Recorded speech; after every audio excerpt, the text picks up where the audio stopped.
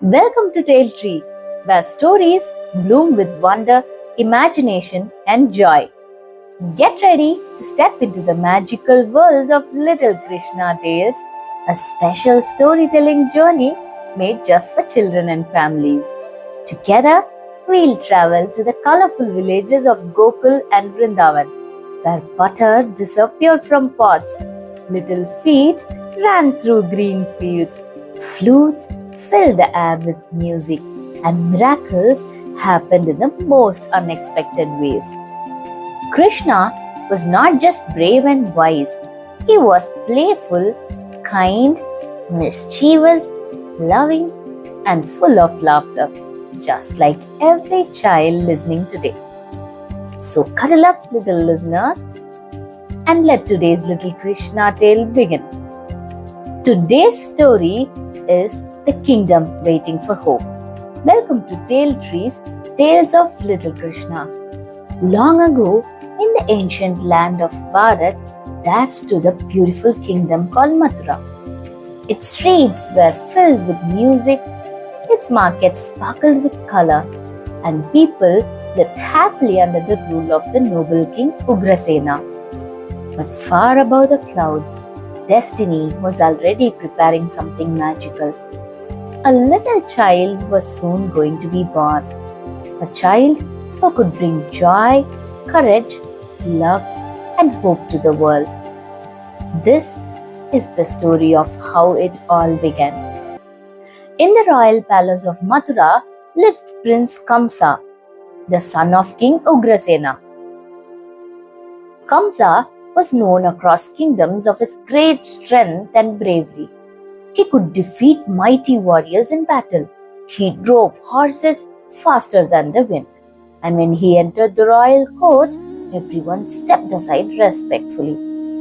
But though Kamsa was fierce outside the palace, there was one person he loved deeply, his dear cousin sister Devaki. Devaki was the daughter of the noble king Devaka. She was gentle, wise, and kind-hearted. Whenever poor people came to the palace gates, Devaki would help them. Whenever children cried, she comforted them with soft words. Everyone in Mathura admired her goodness. As they grew up together in the royal family, Kamsa became very protective of Devaki. Sometimes he brought her gifts from distant lands.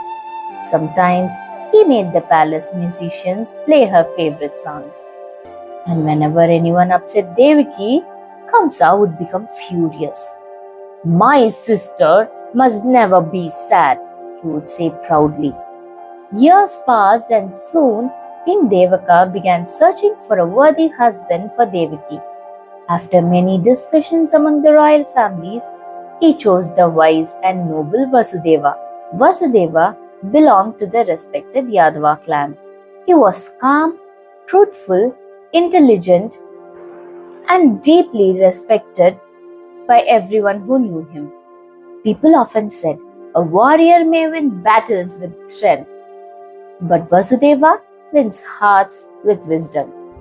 When Devaki heard about the marriage, she felt peaceful knowing she would marry a good man. And when Kamsa met Vasudeva, even he was pleased. "My beloved sister will be safe with him," he thought. Soon, all of Mathura prepared for the royal wedding. Oh, what a magnificent celebration it was! The palace walls were decorated with flower garlands. Golden lamps glowed through the night. Drums echoed through the streets. People from nearby kingdoms arrived wearing colorful silk clothes and shining jewels. Even the elephants were decorated with gold ornaments and bright fabrics. In the wedding hall, sacred fires burned brightly while priests chanted holy prayers. Devaki looked radiant in her royal wedding attire. Her jewelry sparkled like stars, but her gentle smile shone even brighter. Vasudeva stood beside her, calm and dignified. As the wedding rituals were completed, blessings filled the air. The celebrations continued late into the evening. Finally, it was time for Devaki to leave for her new home. King Devaka became emotional seeing his daughter depart.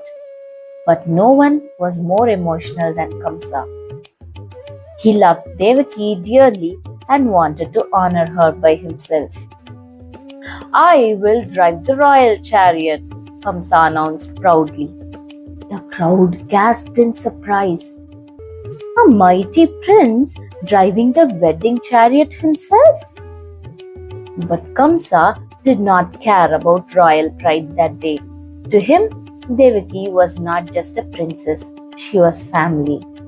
So Kamsa climbed onto the grand golden chariot and held the reins firmly.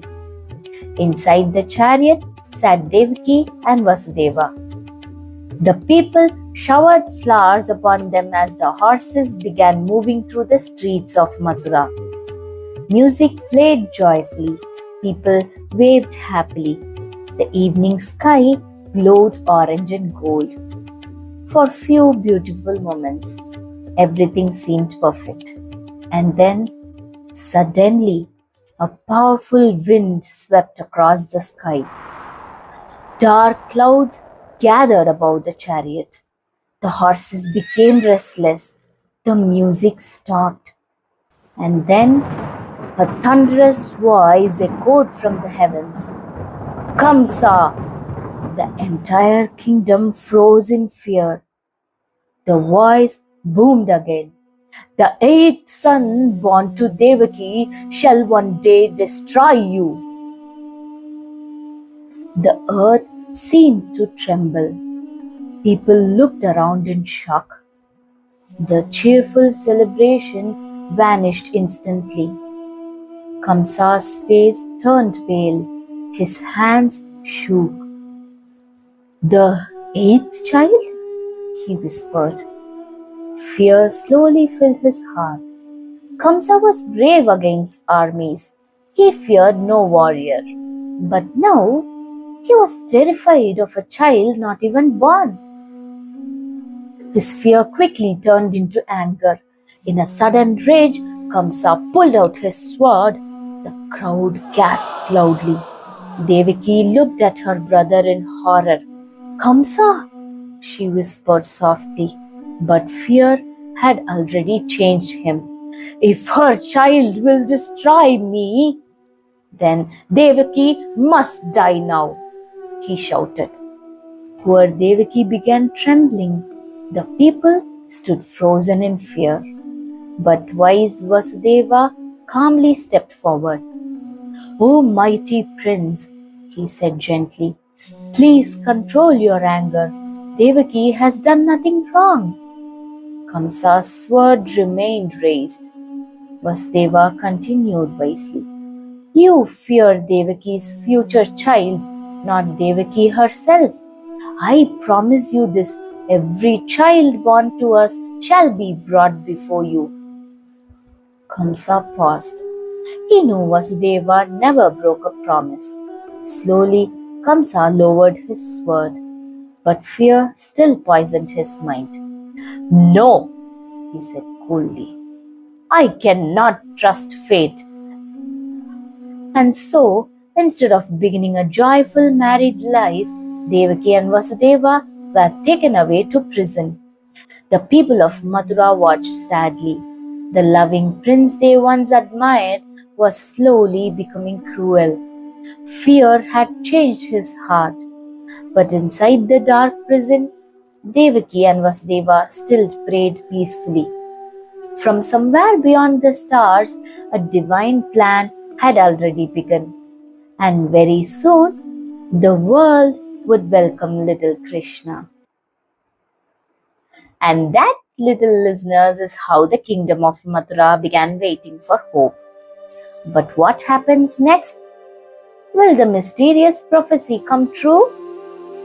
In the next episode, we'll hear the magical story of the birth of Krishna.